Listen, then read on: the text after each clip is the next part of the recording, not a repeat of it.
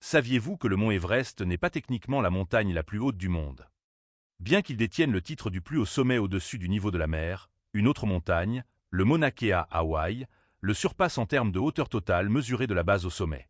Le mont Everest culmine à 8848,86 mètres au-dessus du niveau de la mer, faisant de lui le point le plus élevé de la Terre accessible aux alpinistes. Cependant, sa base se trouve relativement haut sur le plateau tibétain, ce qui lui donne une avance initiale. Le Mauna Kea, un volcan endormi situé à Hawaï, ne mesure que 4207 mètres au-dessus du niveau de la mer.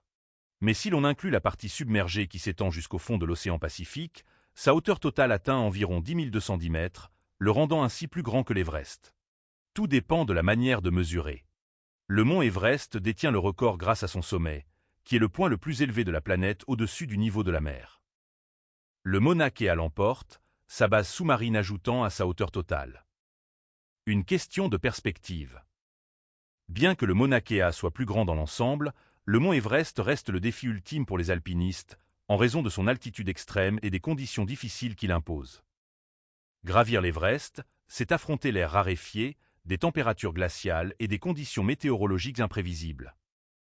Le Mauna Kea, quant à lui, est plus accessible mais tout aussi impressionnant.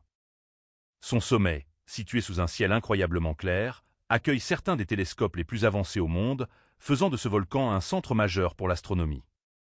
Alors, laquelle est la plus haute? Le mont Everest règne en mètres au-dessus du niveau de la mer.